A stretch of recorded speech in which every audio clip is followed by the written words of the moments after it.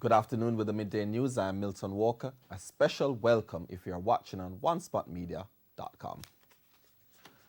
Pearnel Charles Jr., who is to be the Jamaica Labour Party JLP candidate in Clarendon South East in the next general election, says despite being new to the constituency, he is confident that he can win the seat. The seat became vacant on Tuesday following the resignation of Rudyard Spencer. The government has announced a March 2 by-election. Mr. Charles says being new to the constituency presents many opportunities. I believe that being new means that I have a lot of work to do. I believe that being new also means that I bring a fresh, new voice, new vision, and a new opportunity to develop stronger ties within that constituency and the surrounding areas. There's going to be enormous development in the Clarendon belt, and Southeast Clarendon will not be left behind. Mr. Charles, who was speaking today on the morning agenda on Power 106, explained that he was approached by Mr. Spencer about 3 years ago to begin preparing him to take over the constituency. The dengue prevention fight in Clarendon got another boost yesterday. This high-tech fogging machine, seen there, was handed over to the Southeast Regional Health Authority, SARA, Vector Control Unit by Custos of the parish, William Shaguri. The vector workers do not have to be in the back of the pickup manually using the fogging machine. This reduces the health risk due to their exposure to inhalation of the fumes. The machine also generates more fumes than the regular machines and will be used to cover the more at-risk communities in the parish. This machine is the second mother of all machines that I've given out to the ministry. There's a MOU where I will take care of it and they will use it whenever they need it. Because it has to be serviced a lot. It has to be properly serviced whenever it is necessary. You know, it's not like the regular machines. It's a little bit high-tech and has to be very careful when you use it. Mr. Shaguri at the same time reminded residents of their responsibility in the dengue fight, as preventative measures are always more effective than fogging.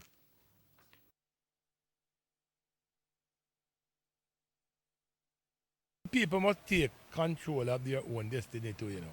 They can't be just throwing down the boxes and the old cans and the old tires and not taking care of them by cleaning them up and putting oil in them to prevent the breeding of mosquitoes. So the people must blame themselves. They can't depend on this. This is only to kill what is in the air. It doesn't kill what is in the lava that's in the water. You see, so they need to make sure that it is their protection. It is for them to make sure they protect themselves and not depend on the government or the Ministry of Health to do everything. A call this afternoon for unions and their leaders to re-examine their operations to bring them more in line with the demands of the 21st century labour market. Member of Parliament for North West St. James, Dr. Horace Chang, while speaking in Gordon House earlier this week, said changes in such areas as technology mean the country's labour union movement has to become more modern. The character of trade unionism has changed. The truth is that the relationship of work and employer, capital and labor still exists. And in fact, with the emerging change in what is now called the fourth revolution, with the internet taking over, there's a whole change in character of the worker. And there is even a greater demand for those who are sensitive to the demands and needs of our workforce out there, because it requires a different kind of trade union representation, but it's still necessary that those of us who lead can articulate policies and implement policies that keep our people engaged, ensure that there's equity and there's opportunity. If not, we will get the distancing between those who lead, those who are working, and it can lead to significant social disruption. Some members of a parliamentary committee examining the Sexual Harassment Act appear to supportive of the suggestion that street harassment should be included in the sexual harassment legislation. The current bill focuses on harassment within organizations. However, groups making submissions to the committee have suggested that street harassment and catcalling should be addressed by the law. Member of the committee, Dr. ANGELLA BROWN-BURKE, yesterday said the suggestion should not be ignored. I don't know, I'm thinking that we must also be guided by the percentage of harassment and where they take place. And if, as the data is suggesting, that a lot of, many women are harassed on the street, that in terms of sexual harassment, that is one of the sites where it is prevalent. I do not believe that we can pretend it does not exist. And I do not believe that we can turn a blind eye and do nothing about it. Committee member Senator Donna Scott Motley agrees. Cognizant of what young women and women generally are enduring in the society. So if it might delay us a bit, but I do think it's of great moment and it's important that we consider it very carefully. The discussion followed a presentation by Women's Empowerment for Change, which suggested that there needs to be provisions for harassment by third parties such as clients of a business. The group also suggested that the bill should address stalking. Meanwhile, the death toll from the coronavirus in mainland China increased by 73 to 563 today, its third consecutive record daily rise. This occurred as experts intensified efforts to find a vaccine for a disease that has shut down Chinese cities and forced thousands more into quarantine around the world. Hubei province, the epicenter of the epidemic, reported 70 new deaths yesterday and 2,987 new confirmed cases, more than 80% of the total reported by Chinese authorities. Hubei province in central China has been in a virtual lockdown for nearly 2 weeks, with its train stations and airports shut and its roads sealed off. The flu-like virus was first identified in Hubei's provincial capital of Wuhan and is believed to have originated at a seafood market in the city. There have been 2 deaths outside mainland China, in the Philippines and Hong Kong, both involving people who had been to Wuhan, where more than 400 people have died. And it's time for a break, but stay with us. More stories right after these messages. Welcome back to Midday News. Several communities in Somerton, St. James will soon have a sustainable water supply system. Member of Parliament for East Central St. James, Edmund Bartlett, made the announcement at a groundbreaking ceremony for the construction of a 300,000-gallon water tank in the area.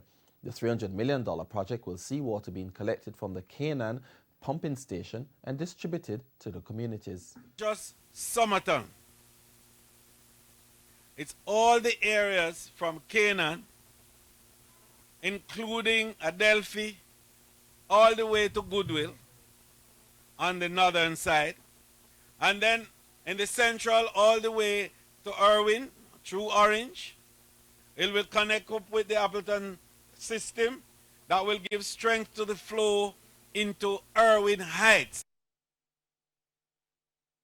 Said the Oval River and the Hurlock water supply projects are now 90% in completion. He adds that projects should be in full operation by the end of the month. What that will do is to create now a flow sufficient to carry us all the way to Johns Hall. And that's been the real push that I've had, to ensure that this entire area, which would cover the central parts of St. James, which have been without and/or limited amount of water, will now be fully supplied. In the meantime, Mayor of Montego Bay, Homer Davis, is urging residents to play their part to protect the new water system. Infrastructure is maintained properly, that your bills are paid in accordance with what you use, and very importantly, that the precious resources is not wasted, especially during times of drought. And Mr. Davis, who's also chairman of the Rural Water Supply, is reporting that the agency is currently completing 26 rural projects that will provide piped water solutions across Jamaica. The projects are expected to benefit some 56,000 residents. He added that 17 water supply projects are also being undertaken island-wide. Catchment tanks are being installed in 24 communities across Jamaica, which will benefit some 6,000 Jamaicans. I am also happy to inform that 12 catchment tanks has also been rehabilitated and works are ongoing on 8 others which are slated to be completed by the end of this financial year, March. Junior Agriculture Minister Floyd Green says it's time local produce takes centre stage in the country's tourist sector. This, he notes, is important as over $40 billion is spent each year in the tourist sector on agricultural produce, with Jamaica getting a meager 20 to 30% of that figure. It says there are boundless opportunities in the sector. There are so many items that we're not producing anywhere near the demand in Jamaica. And you all should be thinking about how can you start your own little farm. Cassava, we can't get enough cassava. At the ministry, we're going to help you. This year, we're looking to launch our Youth in Agriculture policy. We're also embarking on a future farmer program with the 4-H Club. And we also plan to launch in short order the roadmap for youth in agriculture. So you can have all the information about how you get involved in agriculture, how you get financing in one place. For Executive Director of the Jamaica 4-H Clubs, Dr. Ronald Blake, any significant growth in the sector will have to come from the youth. There's a growing awareness that youth in agriculture is not only important to the future of the sector, but it is a key strategy that is presently being used across the world. And I just pause to recognize. Both men were speaking yesterday at the Jamaica 4-H Youth in Agriculture Symposium in Mandeville. Minister with responsibility for education, KARL SAMUDA, says the ministry will be looking into bolstering security arrangements at schools in order to safeguard students, teachers and other stakeholders. His announcement follows the murder of Vauxhall High School Grade 11 coordinator KARL Samuels. Mr. Samuels was shot and killed by 2 gunmen on the school compound on January 25. We can make provisions for full-time security, people, staff, and equipment, surveillance equipment, cameras throughout the schools, and a monitoring system that will alert those who are charged with the responsibility of monitoring the activities of the school while the school is in active session. Mr. SAMUDA also extended his condolences to students and teachers at Vauxhall yesterday. He encouraged the principal, Prudence Brown-Pinnock, and her staff to seek and provide counselling for students and teachers who have been traumatized by the incident.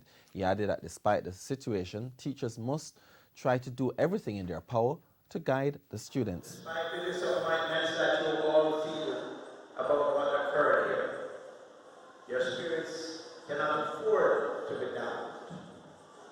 Your approach and your view of the future must be a positive one.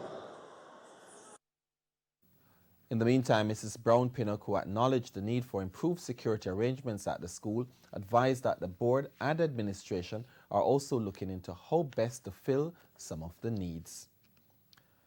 In sports, Reggae girls Jodie Brown and Sade Adamolokin, who were members of Jamaica's squad at the 2019 FIFA Women's World Cup in France, have been included in the provisional 35-member squad for upcoming CONCACAF Women's Under-20 Championships set for the Dominican Republic. 17-year-old Brown has scored 8 goals in 14 games at the senior level and played all 3 games for Jamaica at the World Cup. Adamolokin started 1 game at the tournament. Both players, this would be their second stint at the under-20 level. The local members of the squad are Neville Abigail Abel, Tasia Austin, Shakia Forbes, Rochelle Gray, Swen Gregory, Chavelle Henry, Javani Jones, Kelly Nunez, and Davia Richards. The squad will be cut from 35 to 20 on February 15. The under-20 Reggae Girls are in Group E of the tournament and will play Canada, Guatemala and El Salvador. The top 3 teams from this group will qualify for the round of 16 of the competition. The 2 finalists will qualify for the FIFA Women's Under-20 World Cup, which will be hosted in Costa Rica and Panama in August. Jamaica's best finish at the Women's CONCACAF Under-20 Championship was 4th, and that was achieved in 2006. And that's the midday news. I'm Milton Walker. Join us at 7 for primetime news. On behalf of the news, sports and production teams, good afternoon.